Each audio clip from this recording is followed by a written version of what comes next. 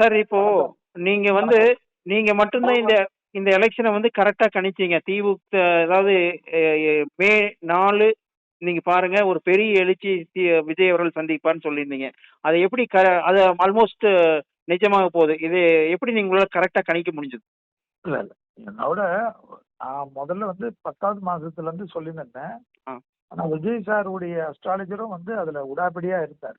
ஆ ஆ அவருக்கு ஃபர்ஸ்ட் ஒரு ஜோதிடனா எனக்கு அவருக்கு வாழ்த்து சொல்லணும். ஏன்னா ஆ இது வந்து இருக்கணும். நான் கட்சியில இருந்தனால ஆ நம்ம வந்து முதல்ல நமக்குன்னு சில ரெஸ்ட்ரிக்ஷன்லாம் இருந்தது. நான் ஒரு கட்சியில ஒரு மாநிலத்துல இருக்கிறதுனால. ம் ம் ம். பட் இருந்தாலும் இந்த கணிப்புகள் வந்ததுல கொஞ்சம் மனசு கஷ்டமா இருந்தது. ஆ ஆ ஆ விஜய் சார் இல்லாம அது எப்படி கணிப்பு போடுவீங்கன்றது தான். ஆ ஆ அதுக்கு தான் 21ஆம் தேதி வந்து என்னுடைய இதை வந்து பேட்டி கொடுத்தேன்.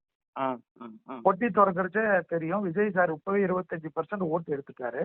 ஆ அதுக்கு மேலதான் எடுப்பாரு தவிர குறைய மாட்டார். அது சுனாமியா மாறுமா என்னன்றது 4ஆம் தேதி தெரியும். ஆ பொட்டி திறக்கறச்சே நீங்க வந்து ஒரு பெரிய அதிர்ச்சிக்குள்ளாக தமிழ்நாடு மாறும். ஆ அது விஜய் சார் ஜாதகம் இருக்கிறதுன்றத வந்து நம்ம அந்த நீச்சவங்க கணிக்கிறது தாங்க பெரியவங்க சொல்லி கொடுத்தது தான். ஆ ஆ ஜோதிடம் என்பது கரெக்ட். ஆ ஜோதிடர்கள் வேணும்னா பொய்யா இருக்கலாம். ஓகே. அதனால அது வந்து இது நான் நினைச்சேன். அப்ப கூட 3 ஆப்ஷன் வச்சேன். ஆ விஜய் சார் வந்து ஏடிஎம்கே ஓட்டை மட்டும் வாங்கினாருன்னா டிஎம்கேக்கு பிளஸ் ஆயிடும். ஆ டிஎம்கே ஓட்டு மட்டும் வாங்கினா ஏடிஎம்கேக்கு பிளஸ் ஆகும். பட் இவரே போய் அடிக்க போறாரான்றத பார்க்கணும். ஆனா ஒரு சுனாமி உண்டுன்றது மட்டும் எனக்கு தெரியும். ஓகே. பட் இப்போ ஆக்சுவலா இப்போ வர்ற ரிசல்ட் வச்சு பார்க்கும்போது அவர் டிஎம்கே ஓட்டையும் வாங்கியிருக்காரு, ஏடிஎம்கே ஓட்டையும் வாங்கியிருக்காரு. குறிப்பா சென்னை வந்து டிஎம்கேவோட கோட்டைங்கிற தகர்த்தெறிஞ்சிட்டார். அதே மாதிரி கொங்கு மண்டலம் ஏடிஎம்கே கோட்டைங்கிற தகர்த்தெறிஞ்சிட்டார். அது மட்டும் இல்ல, கடலோர மாவட்டங்கள் எல்லாத்துலயுமே அவர் வந்து ஒரு பெரிய வெற்றி பெற்றிருக்கிறார். அதை வந்து நீங்க எப்படி பாக்குறீங்க? அதுதாங்க சுனாமி அடிச்சுட்டாருங்க அவரு. ஓகே. அதாவது இன்னைக்கு வந்து தமிழ்நாட்டுல வந்து மேற்கு வங்காளத்துல எப்படி பிஜேபி சுனாமியோ தமிழ்நாட்டுல வந்து விசில் உடைய சுனாமி. ஓகே. விசில் சுனாமியை வந்து நம்ம வந்து எப்படி வந்து நம்ம எந்த கட்சியாக இருந்தாலும் ஏத்துக்கணும்ல. இப்போ பாரதிய ஜனதா வந்து நம்ம வந்து வெஸ்ட் பெங்கால்ல கொண்டாடுறச்ச இங்க வந்து விஜய் சாரா இருந்தாலும் எதிர்கட்சியாக இருந்தாலும் ஒரு மனிதன் வந்து ஒரு ஷார்ட் பீரியட்ல கிட்டத்தட்ட 20 கூட்டத்துக்குள்ள இவ்வளவு பெரிய எழுச்சிய மக்கள் எழுச்சி, குழந்தைகள்ல இருந்து வயதில் முதிர்ந்தவர்கள் கடைசி காலத்தில் இருக்கக்கூடியவர்கள் வரைக்கும் அத்தனை பேருடைய ஆதரவை பெற்று எந்த கூட்டணியும் இல்லாமல் மக்களை மட்டும் நம்பி, அவரை மட்டும் நம்பி, அவருடைய தொண்டர்களை மட்டும் நம்பி ஒரே ஒரு விசில் சின்னத்தை கொண்டு சென்று மக்களுக்கு போய் விசில் என்றது குழந்தைகள்ல இருந்து வயதான முதியவர்கள் வரை விசில் ஊதுது. விசில் அதை கொண்டு போய் சேர்த்தது வந்து அவ்வளவு பெரிய உழைப்பை எல்லாரும் விஜய் சாரையும் பாராட்ட வேண்டும், அந்த அட்மினிஸ்ட்ரேஷன் பண்ண நிர்வாகிகளையும் பாராட்ட வேண்டும், ஒட்டுமொத்தத்தையும் பாராட்டும்.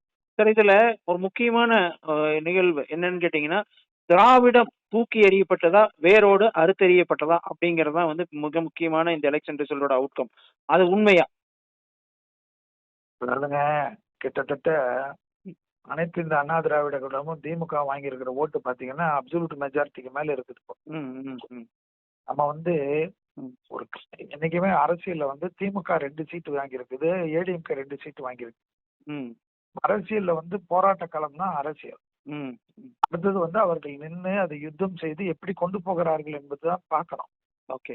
இப்போ வந்து விஜய் சார் வந்திருக்காரு. ஓகே. இப்போ பிஜேபியில வந்து விஜய் சார் மாதிரி ஒரு எழுச்சிமிக்க தலைவர் இருந்தாரு. அவர் இப்ப பிரச்சாரத்துல இருந்தாரு. அண்ணாமலை சார் இருந்தாரு. இப்ப அண்ணாமலை போல யங்ஸ்டர்ஸ், உதயநிதி சார் போல யங்ஸ்டர்ஸ், விஜய் சார் போல ஒரு யங்ஸ்டர்ஸ் கூடிய களம் இது. இந்த களம் வரக்கூடிய காலகட்டம் 2029ஆம் ஆண்டு இருக்கு, இடைத்தேர்தல்கள் இருக்கு, 2031ஆம் ஆண்டு இருக்கு. இதுல எல்லாம் நீங்க பாக்கணும். ஒரு கட்சி இப்ப வந்திருக்கு. அந்த கட்சிக்கு வந்து ஒரு ஃபர்ஸ்ட் ஆல் தி பெஸ்ட் தான் நம்ம சொல்லணும். வெற்றி வாழ்கை சூடி இருக்கார்கள், கங்க்ராச்சுலேஷன் சொல்லணும். முதல் 100 நாட்களுக்கு வந்து அவர்களுக்கு வந்து நாம் எதுவுமே சொல்லாமல் அவர்களுக்கு வந்து வாழ்த்து சொல்லி அவர்கள் என்ன செய்ய போகிறார்கள் என்று பார்த்து விட்டு பிறகு பார்க்க வேண்டும். Okay sir. அதே மாதிரி வெஸ்ட் பெங்கால்ல ஒரு மிகப்பெரிய எழுச்சி பெற்று வெற்றி பெற்றிருக்கிறது பாஜக. அதே மாதிரி அஸ்ஸாம்லயும் வெற்றி பெற்றிருக்கிறது. ஸோ அதை நீங்க எப்படி பாக்குறீங்க?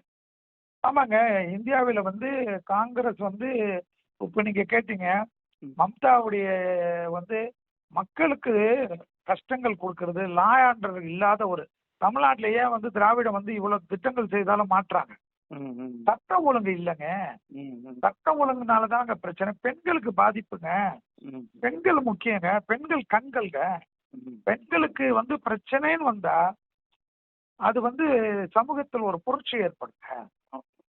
பெண்களை தொந்தரவு பண்ணாம பாலியல் வன்முறை கொடுமை, ஒரே பிரச்சனை, ஒரே மிரட்டுறது, கவுன்சிலர் வீட்டுல வந்து மண்ணை கொட்டணும்னு வந்துட்டு பஞ்சாயத்து பேசுறது, எல்லாத்துலயும் பேசுறது, ஜல்லி கொட்டினா ஒரு பஞ்சாயத்து பேசுறது, ஆட்சியாளர்கள் வந்து மன்னர் நல்லா இருந்தா பரவாயில்லையா, கீழே இருக்கிற சிப்பாய் வரைக்கும் நல்லா இருக்கணும்ல. சாராய சாவு எல்லா இடத்துலயும் இது எதுவுமே பேச முடியாது. இம் என்றால் சிறை, ஆம் என்றால் சிறை, பத்திரிகைக்காரர்களுக்கு சிறை எல்லாமே இருந்தது இல்ல. இந்த காலகட்டத்தில் நடந்த விஷயங்கள் எல்லாம் நெகட்டிவ் எல்லாம் வரக்கூடிய ஆட்சியாளர்கள் மாற்றி முதலில் சட்டம் ஒழுங்குதான். இலவசம் மற்றதெல்லாம் அடுத்தது.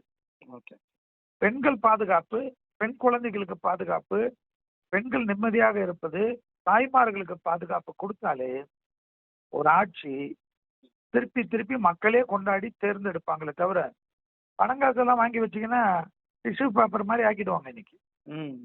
அதெல்லாம் கவலைப்பட மாட்டாங்க. இனி விஜய் சார் வந்தது என்னை பொறுத்த வரைக்கும் ஒரு பெரிய சந்தோஷம். இனி தமிழ்நாட்டுல வந்து பணம் கலாச்சாரம் ஒளியும். நீங்க இந்த பணம் கலாச்சாரம் ஒளிங்கிற ஒரு கேள்வி முன்வைக்கிறேன். இப்போ திமுகவும் ஒரு சில தொகுதிகளில் வந்து நிறைய பணம் செலவு பண்ணாங்க, அதிமுகவும் செலவு பண்ணாங்க, நான் இல்லைன்னு சொல்ல முடியாது. அதையெல்லாம் தாண்டி மக்கள் வந்து ஒரு பைசா கூட செலவு பண்ணியாத விஜய்க்கு தாவைக்காக்கு வாக்களிக்கிறார்கள். மக்கள் என்ன ஒரு ஒரு பேசிக் ஷிஃப்ட் ஆயிருக்கு மக்கள் மனநிலையில. இந்த பணம் வாங்கி நான் பட்டது போதும், வீட்டு வரி, எலக்ட்ரிசிட்டி பில்லு, உட்காந்தா வரி, ஏந்தா வரி, டிரான்ஸ்போர்ட் வரி, உங்களுக்கு சொல்ல முடியாத வரி லிஸ்ட் எடுத்தீங்கன்னா பாத்தீங்கன்னா தமிழ்நாடு மக்களுக்கு முதுக கைட்டி பாத்தீங்கன்னா ஆம்பளை முதுக பாத்தீங்கன்னா ஒரே வரி வரியா இருக்கும். இவ்வளவு வரியும் சுமந்துட்டு நீ கொடுக்குற 1000 ரூபாய் 2000 ரூபாய்க்கு எப்படி வாழ முடியும்? அதனாலதான் அது என் பணம் தான் சொல்லி வாங்கி வச்சுக்கணும், குத்துன்னு குத்திட்டான். இன்னும் பணம் கலாச்சாரம் தமிழக அரசியல் எடுபடாதுங்கிறது மக்கள் புரிய வச்சிருக்காங்களா? ஆமா, கண்டிப்பா நடக்கும்.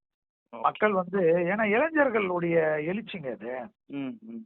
நீங்க என்ன சொன்னீங்க, எப்படி நம்மளெல்லாம் பிஜேபி சங்கின்னு சொல்லி இருந்தீங்க, இப்ப தற்கூரின்னு சொல்றீங்க. தற்கூரி கதை என்ன ஆச்சு? இப்போ மாறிடுச்சு இல்ல. தற்கூரிகள் அல்ல, அவர்கள் ஆச்சரிய குறிகளாக மாறினார்கள். ஞாபகத்துல வச்சுக்கீங்க. ஓகே சார், மிக்க நன்றி. நீங்க உங்களுக்கு என்ற ஒரு கட்சிக்கு தற்கூரி என்று கேலி செய்யப்பட்டவர்கள் எல்லாம் ஆச்சரிய குறிகளாக தமிழ்நாட்டிற்கு மாறி இருக்கிறார்கள். அதுதான் உண்மை. ஓகே, நீங்கள் அதாவது நீங்க செல்லு என்ற ஒரு தனி மனிதர் பிளஸ் தனி ஜோதிடர் தான் வந்து இதை சரியா கணித்தீர்கள். அதற்கு மீண்டும் ஒரு மிகப்பெரிய வாழ்த்துக்கள்.